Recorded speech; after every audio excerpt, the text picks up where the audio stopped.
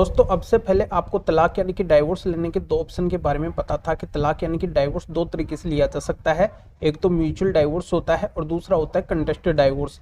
पर यहाँ पे आज के वीडियो के अंदर मैं आपको नए कानून के अनुसार तीसरा तरीका बताने वाला हूँ जो माननीय सुप्रीम कोर्ट ने पास किया है और इस जरिए से भी अब डाइवोर्स लिया जा सकता है।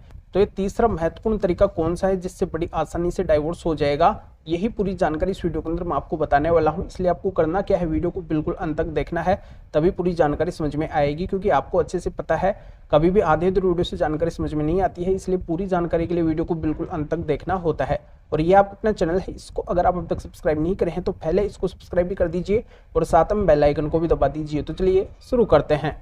तो वेलकम दोस्तों, मैं हूं आपका अपने एडवोकेट जितेंद्र। तो दोस्तों सबसे पहले मैं आपको बता देता हूं कि ये जो माननीय सुप्रीम कोर्ट ने तलाक लेने का नया रास्ता निकाला है, नया तरीका बताया है, इसका कानून के अंदर कहीं पे भी उल्लेख नहीं है। यानी कि कानून के अंदर ये सिस्टम ही नहीं है कि ऐसे भी तलाक होता था, पर अब ये तलाक होगा। इस जरिए से भी अब तलाक लिया जा सकता है, जो एक बहुत ही आसान प्रक्रिया है। और कोई भी तलाक लेने से अब पति पत्नी को नहीं रोक सकता है। यानी कि यहाँ पे अगर कोई भी कपल तलाक लेना चाहते हैं, पति तलाक लेना चाहते हैं या फिर पत्नी तलाक लेना चाहती है, तो ऐसी एवज के अंदर उनका तलाक हो जाएगा। कोई भी दिक्कत उनको अब नहीं आने वाली है, क्योंकि माननीय सुप्रीम कोर्ट के 5 जजेज ने नया कानून पास किया है जो पूरे देश के अंदर लागू हो चुका है और ये बहुत ही नया तरीका है।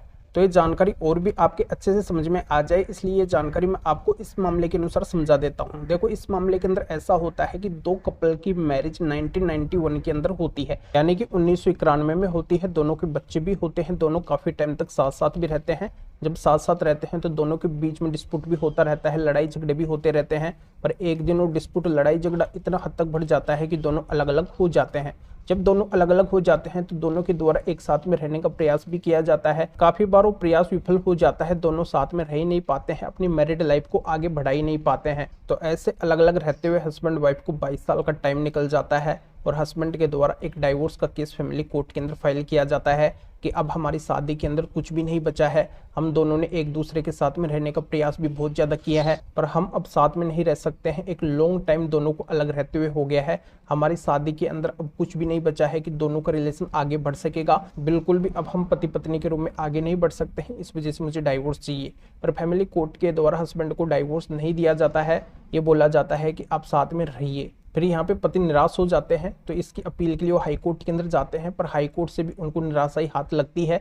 तो अंततः मामला पहुंच जाता है माननीय सुप्रीम कोर्ट के सामने। अब माननीय सुप्रीम कोर्ट के सामने फिर से हस्बैंड यानी कि पति के द्वारा बात रखी जाती है कि जब हम साथ में नहीं रहना चाहते हैं, हमारी शादी के अंदर कुछ नहीं बचा है और हमारा हस्बैंड वाइफ का रिलेशन अब आगे भी नहीं बढ़ने वाला है, इस वजह से मुझे डाइवोर्स चाहिए। तो यहाँ पे माननीय सुप्रीम कोर्ट के द्वारा मामले को बहुत ही गहराई से देखा जाता है और इस निष्कर्ष के ऊपर माननीय सुप्रीम कोर्ट के द्वारा पहुंचा जाता है कि जब हस्बैंड वाइफ को अलग रहते हुए 22 साल का टाइम हो चुका है, एक लॉन्ग टाइम निकल चुका है और आगे दोनों साथ में किसी भी कंडीशन में नहीं रहने वाले हैं, इनको डाइवोर्स चाहिए, तो फिर इनको क्यों रोका जा रहा है, इनको डाइवोर्स दे देना चाहिए। तो माननीय सुप्रीम कोर्ट इस मामले को इरिटेबल ब्रेकडाउन ऑफ मैरिज का नाम देती है, बोलती है कि इस शादी के अंदर अब कुछ भी नहीं बचा है तो इनका डाइवोर्स कर दिया जाएगा। तो माननीय सुप्रीम कोर्ट डाइवोर्स के कानून से हटकर कॉन्स्टिट्यूशनल ऑफ इंडिया के आर्टिकल 142 का उपयोग करके इरिटेबल ब्रेकडाउन ऑफ मैरिज के आधार पे हस्बैंड वाइफ का डाइवोर्स कर देती है कि इनकी शादी के अंदर अब कुछ भी नहीं बचा है। कानून के अंदर ऐसे डाइवोर्स का कहीं पे भी उल्लेख नहीं है, फिर भी माननीय सुप्रीम कोर्ट हस्बैंड वाइफ के इस रिलेशन को देखते हुए आर्टिकल 142 का उपयोग करके अपने विशेष पावर के आधार पे डाइवोर्स कर देती है। तो ये नया कानून लागू हो जाता है इरिटेबल ब्रेकडाउन ऑफ मैरिज के आधार पे। तो इस मैटर में या फिर और किसी भी मैटर में आपकी अगर कोई भी कानूनी समस्या है,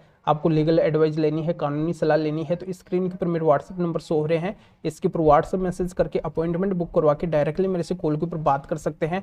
अपनी किसी भी तरीके की कोई भी कानूनी समस्या है तो उसका समाधान मेरे से जान सकते हैं। तो इस महत्वपूर्ण जजमेंट का लिंक इस वीडियो के डिस्क्रिप्शन के अंदर दिया गया है। तो अभी आपको इस वीडियो को लाइक करना है और शेयर भी करना है, जो और लोगों तक भी ये जानकारी पहुंच सके। तो वीडियो देखने के लिए आप सभी का बहुत बहुत धन्यवाद।